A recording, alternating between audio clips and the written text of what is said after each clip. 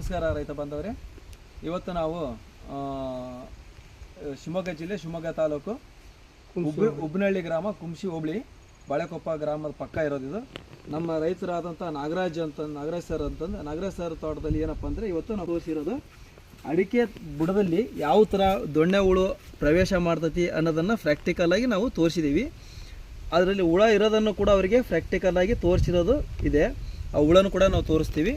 ಮತ್ತು ಇನ್ನೊಂದು ಏನಪ್ಪ ಅಂದರೆ ಇವರು ರೈತರು ಯಾವ ಥರ ಅಂದರೆ ಇದರ ಫಲಿತಾಂಶನ ಬಾಳೆಕೊಪ್ಪದ ಸೊಸೈಟಿ ಮಂಜಪ್ಪ ಅವರ ಮಗ ಸಂಜೀವ್ ಅವರು ಮಾಹಿತಿ ನೀಡಿದ್ದಾರೆ. ಅವ್ರ ತೋಟಕ್ಕೆ ನಾವು ಯೂಸ್ ಮಾಡಿದ್ದನ್ನು ರಿಸಲ್ಟ್ ನೋಡ್ಕೊಂಡು ನಮ್ಮ ಹತ್ರ ಬಂದ್ದಾರೆ.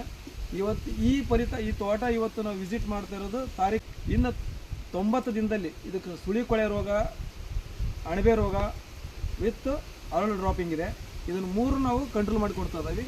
ಆ ರೈತರ ಮುಖಾಂತರನೇ ಫಲಿತಾಂಶನ ರಿಸಲ್ಟನ್ನು ವಿಡಿಯೋ ಕೂಡ ನೆಕ್ಸ್ಟ್ 90 ದಿನ ನಂತರ ವಿಡಿಯೋ ಮಾಡ್ತೀವಿ. ಆ ರೈತರು ಇಲ್ಲೇ ಅದಾರೆ, ನಾಗರಾಜ್ ಸರ್ ಅಂತಂದೇಳಿ. ಸರ್ ನಮಸ್ಕಾರ, ಮಾತಾಡಿ ಸರ್. ನಮ್ಮ ಮಾಹಿತಿ ನಿಮ್ಗೆ ಹೆಂಗೆ ಅನಿಸುತ್ತೆ? ತೋಟ ಬಂದು ವಿಸಿಟ್ ಮಾಡಿದ ಮೇಲೆ ನಿಮಗೆ ಯಾವ ಥರ ಅನ್ನಿಸ್ತು? ನಾವು ಮಾಹಿತಿ ಕೊಟ್ಟಿದ್ದೀವಿ, ಮಾಡಬೇಕು ಅನಿಸ್ತಾ ಇದೆ. ಅಲ್ಲ ಸರ್, ಮಾಡಬೇಕು ಅನ್ನಿಸ್ತಿದೆ. ಈ ಬಟ್ ಇದೆಲ್ಲ ನೀವು ನೋಡಿದ್ರೆ ಹುಳ ಇರೋದೆಲ್ಲ ನೋಡಿದ್ರೆ ಹುಳ ನೋಡಿರಲಿಲ್ಲ. ನೀವು ನಮ್ಗೆ ಏನು ಉದ್ದೇಶಕ್ಕೆ ಕರೆದ್ರಿ?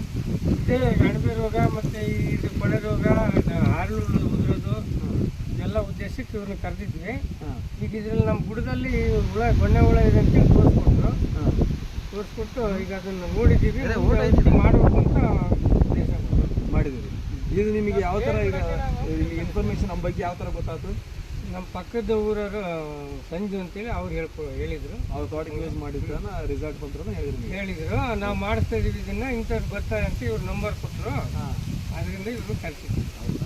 ನಮಸ್ಕಾರ ರೈತ ಬಾಂಧವರೇ. ನಾವು ಇದು ತೋಟದ ವಿಡಿಯೋ ನೆಕ್ಸ್ಟ್ 90 ಡೇಸ್ 90 ದಿನದಲ್ಲಿ ರಿಸಲ್ಟ್ ತೋರಿಸಿ ಮತ್ತೆ ನಿಮಗೆ ಅಪ್ಲೋಡ್ ಮಾಡ್ತೀವಿ. ನಮಸ್ಕಾರ.